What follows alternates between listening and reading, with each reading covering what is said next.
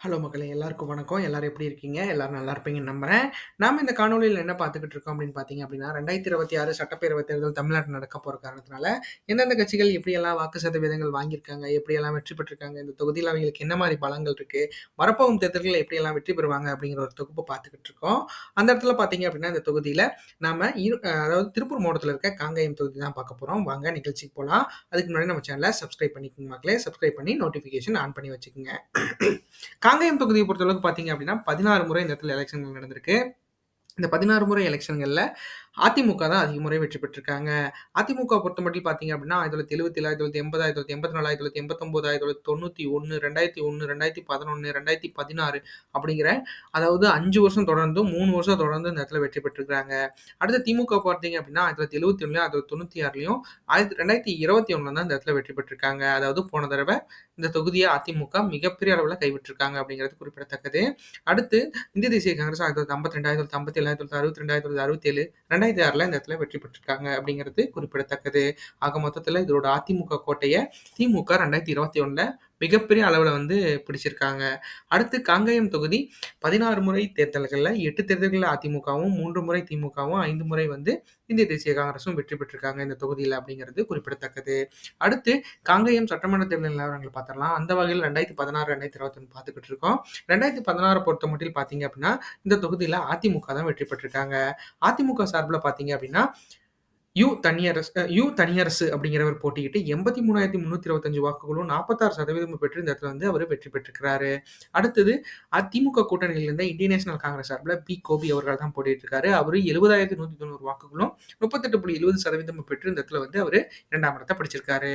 அடுத்து மக்கள் நல கூட்டணி சார்புல தேமுதிக தான் இந்த இடத்துல நின்றுருக்காங்க. அவிங்க முத்து வெங்கடேஸ்வரன் அப்படிங்கிறவர் போட்டியிட்டு 12,108 வாக்குகளும் 6.7% பெற்று இந்த இடத்துல அவிங்க 3ஆம் இடத்த பிடிச்சிருக்காங்க. அடுத்து பிஜேபி சார்புல இந்த இடத்துல உஷாதேவி அப்படிங்கிறவங்க போட்டியிட்டு 7,161 வாக்குகளும் 4% பெற்று இந்த இடத்துல அவிங்க 4ஆம் இடத்த பிடிச்சிருக்காங்க அப்படிங்கிறது குறிப்பிடத்தக்கது.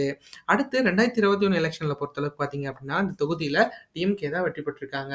டிஎம்கே பொறுத்தளவுக்கு பார்த்தீங்க அப்படின்னா, இந்த இடத்துல ஒரு எம்பி தொகுதி மினிஸ்டர் தொகுதியா இருக்கு. இது எம்பி சாமிநாதன் அப்படிங்கிறவர் போட்டியிட்டு அவர் மினிஸ்டராவும் இருக்காரு. அவர் பார்த்தீங்க அப்படின்னா, 94,197 வாக்குகளும் 47.40% பெற்று மிகப்பெரிய வெற்றிய இந்த இடத்துல அவரு பதிவு செஞ்சிருக்காரு.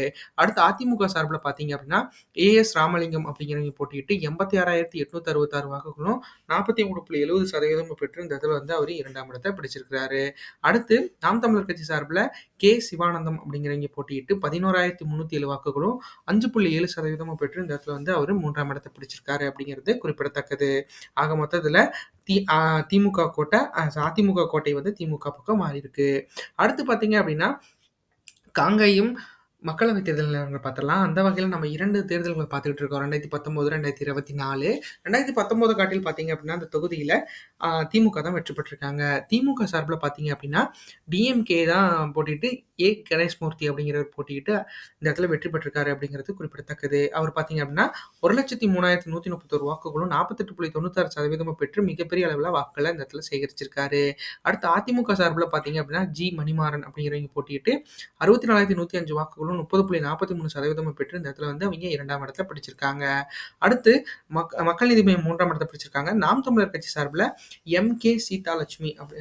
சீதாலட்சுமி அப்படிங்கிறவங்க போட்டியிட்டு 6,155 வாக்குகளும் 2.92% பெற்று இந்த இடத்துல அவிங்க 3ஆம் இடத்துல பிடிச்சிருக்காங்க. அடுத்து கடந்த ஆண்டு நடந்த 2024 தேர்தல பார்ப்போம். அந்த வகையில மக்களவைத் தேர்தல் பொறுத்தளவுக்கு இந்த தொகுதியில மீண்டும் திமுக சார்புல போட்டியிட்டு வெற்றி பெற்றிருக்காங்க. திமுக சார்புல பிரகாஷ் அப்படிங்கிறவங்க போட்டியிட்டு இந்த தொகுதியில 95,058 வாக்குகளும் 44.24% பெற்று இந்த இடத்துல அவரு வெற்றி பெற்றிருக்கிறாரு. அடுத்து அதிமுக சார்புல பார்த்தீங்க அப்படின்னா, அசோக் குமார், அவர் பேர் ஆற்றல் அசோக் குமார்ன்னு சொல்லுவாங்க. அவர் பார்த்தீங்க அப்படின்னா 61,154 வாக்குகளும் 28.46% பெற்று இந்த இடத்துல அவரு 2ஆம் இடத்த பிடிச்சிருக்காரு அப்படிங்கிறது குறிப்பிடத்தக்கது. அடுத்து நாம் தமிழர் கட்சி சார்புல பார்த்தீங்க அப்படின்னா, கார்மேகம் அப்படிங்கிறவங்க இந்த இடத்துல போட்டிட்டு இருக்காங்க. அவங்க போட்டிட்டு பார்த்தீங்க அப்படின்னா, இந்த தொகுதியில 13,846 வாக்குகளும் 6.44% வாங்கி 3ஆம் இடத்த பிடிச்சிருக்காங்க. அடுத்து என்டிஏ சார்புல பார்த்தீங்க அப்படின்னா, தமிழ் மாநில காங்கிரஸ் மூப்பனார் கட்சியை சேர்ந்த விஜயகுமார் அப்படிங்கிறவங்க போட்டியிட்டு 10,844 வாக்குகளும் 5.05% வாங்கி 3ஆம் இடத்த பிடிச்சிருக்காங்க அப்படிங்கிறது குறிப்பிடத்தக்கது.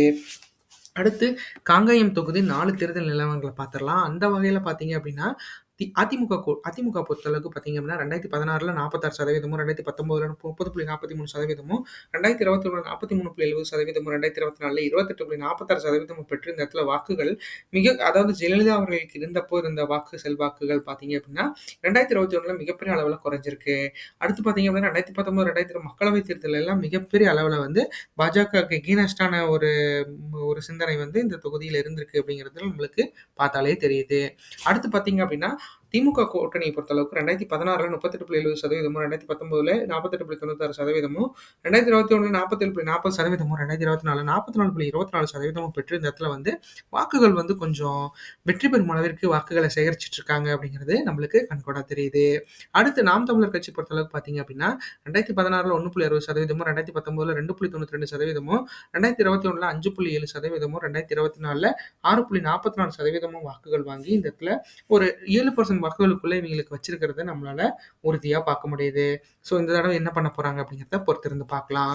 அடுத்து காங்கேயம் தொகுதி வாக்காளர்கள் நிலவரத்த பத்தி பார்க்கலாம். அந்த வகையில மொத்த வாக்காளர்களா 2,59,652 பேர் இந்த இடத்துல வாக்காளர்களா பதிவு செய்யப்பட்டிருக்காங்க. அதுல 1,25,805 ஆண் வாக்காளர்களும், 1,33,927 பெண் வாக்காளர்களும் இந்த இடத்துல வாக்காளர்களா பதிவு செய்யப்பட்டிருக்காங்க அப்படிங்கிறது குறிப்பிடத்தக்கது மக்களே. 3ஆம் பதிந்தவர்கள் 20 பேர் இந்த இடத்துல வாக்காளர்களா பதிவு செய்யப்பட்டிருக்காங்க. அடுத்து வாக்காளர்களிலேயே பார்த்தீங்க அப்படின்னா, ஏஜ் வைஸ்ல எத்தனை பெர்சன்டேஜ் ஆஃப் பீப்பிள்ஸ் இருக்காங்க அப்படிங்கிறத நம்ம பார்த்துக்கிட்டு இருக்கோம். அந்த வகையில பார்த்தீங்க அப்படின்னா, 18 வயசுலேருந்து 34 வயசு வரைக்கும் இருக்கீங்க பார்த்தீங்கன்னா, 42,488 ஆண் வாக்காளர்களும், 45,267 பெண் வாக்காளர்களும் இந்த இடத்துல வாக்காளர்களா பதிவு செய்யப்பட்டிருக்காங்க. 35 வயசுலேருந்து 54 வயசு வரைக்கும் இருக்கீங்க பார்த்தீங்க அப்படின்னா, 53,802 ஆண் வாக்காளர்களும், 57,321 பெண் வாக்காளர்களும் இந்த இடத்துல வாக்காளர்களா பதிவு செய்யப்பட்டிருக்காங்க அப்படிங்கிறது குறிப்பிடத்தக்கது. அடுத்து 54 வயசுலேருந்து 65 வயசுக்கு மேல இருக்கீங்க பார்த்தீங்க அப்படின்னா, 29,415 ஆண் வாக்காளர்களும், 31,339 பெண் வாக்காளர்களும் இந்த இடத்துல வாக்காளர்களா பதிவு செய்யப்பட்டிருக்காங்க அப்படிங்கிறது குறிப்பிடத்தக்கது. ஆக மொத்தத்துல இந்த தொகுதியில ஆண்களை விட பெண்கள் அதிகமா இருக்காங்க அப்படிங்கிறது நம்மளுக்கு ஒரு செய்தி. இருந்தாலும் ஆண்கள் வந்து மிக குறைவா எல்லா இடத்துலயும் இருக்கீங்க ஆண்களே பார்த்துக்கங்க. அடுத்து காங்கேயம் தொகுதி வாக்குப்பதிவு சதவீதத்தை 8 தேர்தல்கள்ல எப்படி இருந்துச்சு அப்படிங்கிறத பார்க்கலாம்.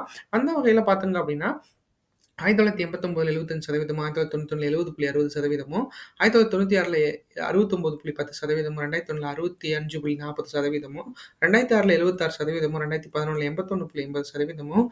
2011ல 81.80%, 2016ல 78.20%, 2021ல 80.70% இந்த இடத்துல வாக்குகள் பதிவாயிருக்கு அப்படிங்கிறது நம்மளுக்கு தெரியுது. ஆக மொத்தத்துல பார்த்தீங்க அப்படின்னா, இங்க இருக்கிற மக்கள் 5ல 4 பேர் வந்து வாக்களிக்க தயாராக இருக்காங்க. அந்த ஒரு பீப்புளும் பண்ணி 100%ஆ பண்ணணும் மக்களே. 2026 தேர்தல் வாக்குப்பதிவு எதிர்பார்ப்பு சதவீதத்தை பொறுத்தளவுக்கு 80.23% வாக்குகள் வந்து இந்த தொகுதியில பதிவாக வாய்ப்புகள் இருக்கிறத நம்மளால உறுதியா சொல்ல முடியும். கண்டிப்பா இத 100ஆ பண்ணுவாங்க இந்த மக்கள் அப்படிங்கிறதுல எந்த ஒரு ஐயமும் இல்ல. அடுத்து காங்கேயம் தொகுதி வாக்கு எதிர்பார்ப்பு 2026 எப்படி இருக்கும் அப்படிங்கிறத நம்ம பார்த்துடலாம். 2026 பொறுத்தமட்டில் பார்த்தீங்க அப்படின்னா, அந்த தொகுதியில அதிமுக வெற்றி பெறுவதற்கு வாய்ப்புகள் அதிகமா இருக்கு. ஏன்னா, அதிமுக பொறுத்தமட்டில் பார்த்தீங்க அப்படின்னா, அந்த தொகுதியில மிகப்பெரிய கோட்டையா அவிங்க வச்சிருந்தாலும், போன தடவ அதிமுக மேல இருந்த அதிருப்தி காரணமாக இந்த தொகுதிய அவிங்க விட்டுட்டாங்க. ஸோ, இந்த தடவ கண்டிப்பா வந்து இந்த தொகுதிய பிடிக்கிறதுக்கு வாய்ப்புகள் கொஞ்சம் கூட இருக்கு மக்களே. ஏன்னா, போன தடவையும் பார்த்தீங்க அப்படின்னா, ஒரு 4% வாக்குகள் வித்தியாசத்துல தான் தோல்வி அடைஞ்சிருந்தாங்க. இந்த இடத்துல அம்மா மக்கள் முன்னேற்றக் கழகத்துக்கும் 0.2% வாக்குகள் தான் கிடைச்சது. ஸோ, அந்த வகையில பார்க்குறப்ப பார்த்தீங்க அப்படின்னா, இந்த தொகுதியில அதிமுக மீண்டும் வந்து வெற்றி பெறுவதற்கு வாய்ப்புகள் சாத்தியக்கூறுகள் அதிகமா இருக்கு. அத வந்து இந்த குறிப்பிட்ட காலத்துக்குள்ள எப்படி இபிஎஸ் அவர்கள் பயன்படுத்திக்க போறாரு, என்ன பண்ண போறாரு, அவரோட நிலைப்பாடு எப்படி இருக்க போகுது அப்படிங்கிறத நம்ம பொறுத்திருந்து பார்க்கலாம். ஆக மொத்தத்துல பார்த்தீங்க அப்படின்னா, ஆ இது அதிமுக பொறுத்தமட்டில் 39.89%, 83,100 வாக்குகளுக்கு மேல பெறுவதற்கு வாய்ப்புகள் இருக்கு. ஸோ, அத எப்படி வந்து என்ன பண்ண போறாரு, எப்படி பண்ண போறாரு அப்படிங்கிறத நம்ம பொறுத்திருந்து பார்க்கலாம்.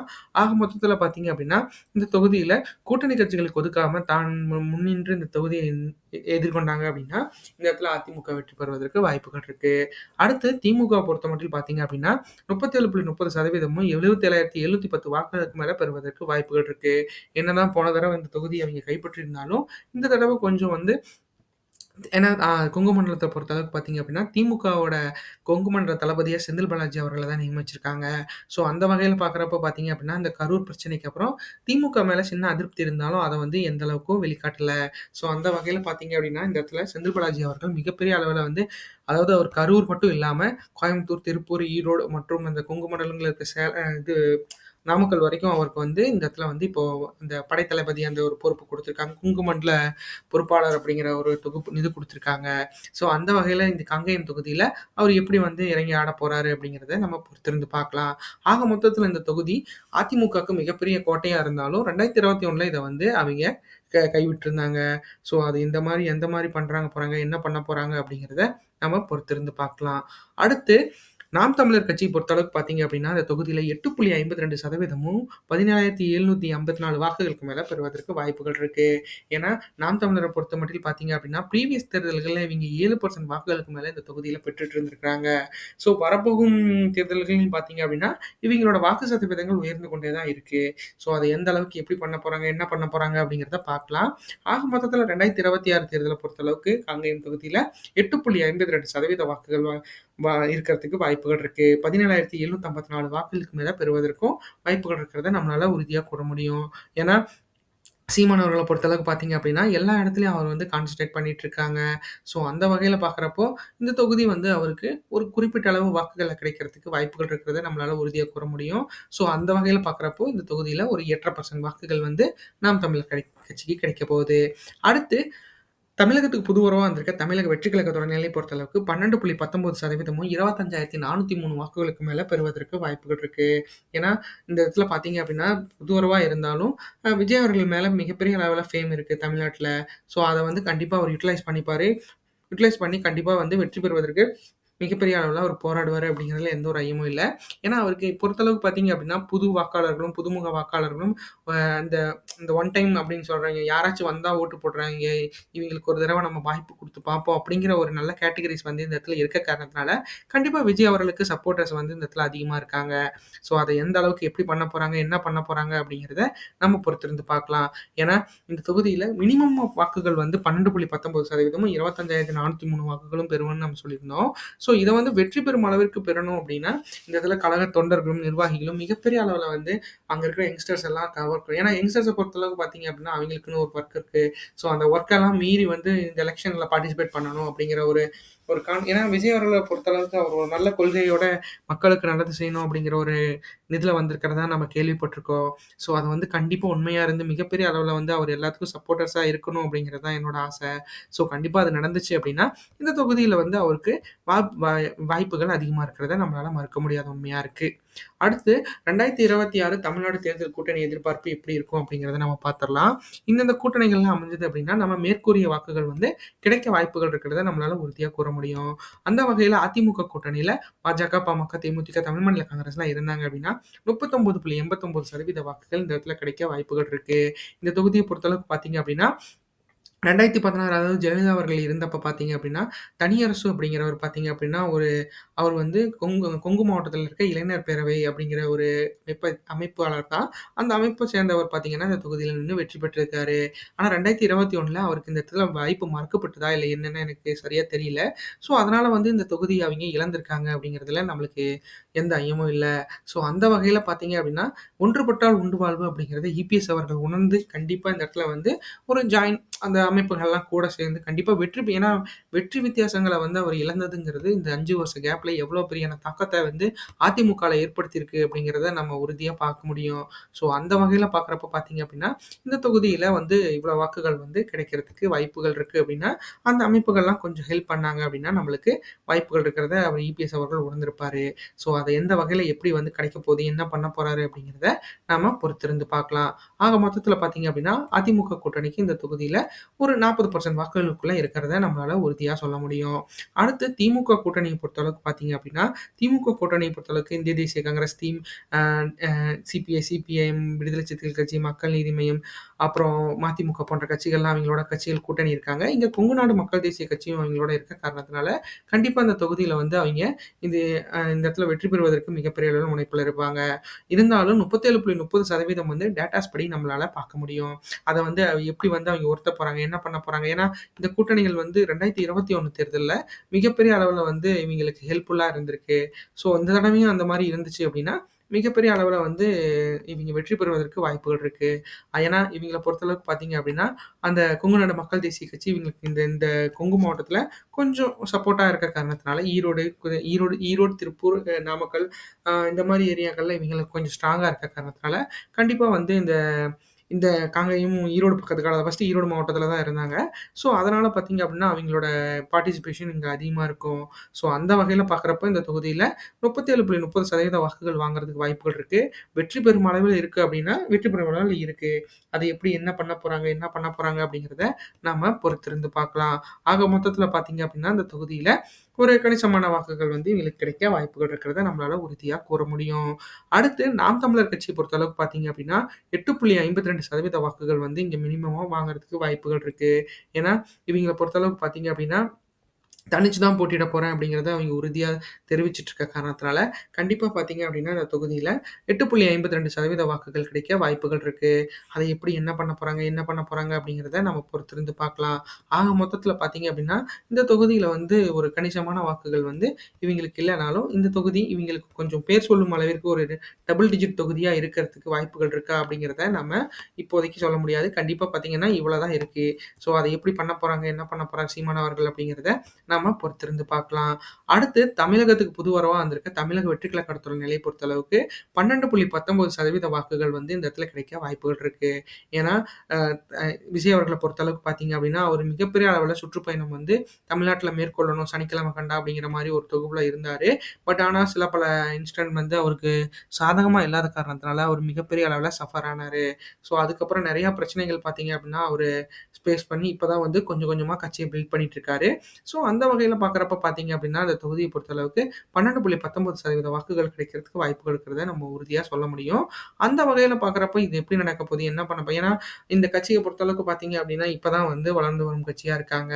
ஸோ, இதுக்கு மேல அவைங்க எப்படி வந்து பார்ட்டிசிபேட் பண்ணி போய் எப்படின்னா, இப்ப தான் வந்து கத்துக்கிட்டு இருக்காங்க. ஸோ, கண்டிப்பா எல்லாமே நல்லதா கத்து, கண்டிப்பா மக்களுக்கு செய்யறதுக்கு அவைங்க போராடுவாங்க அப்படிங்கிறதுல எந்த ஒரு ஐயமும் இல்ல. இந்த காணொளி உங்களுக்கு ரொம்ப பிடிச்சிருக்கும்னு நெனைக்கிறேன் மக்களே. நம்ம சேனல் சப்ஸ்கிரைப் பண்ணுங்க, லைக் பண்ணுங்க, ஷேர் பண்ணுங்க, கமெண்ட் பண்ணுங்க. நம்ம ஒவ்வொரு நாளும் ஒவ்வொரு தொகுப்பு அப்படிங்கிற மாரி போயிட்டுருப்போம். கண்டிப்பா உங்களுக்காக எல்லாமே ரெடி பண்ணி வச்சிருக்கோம்.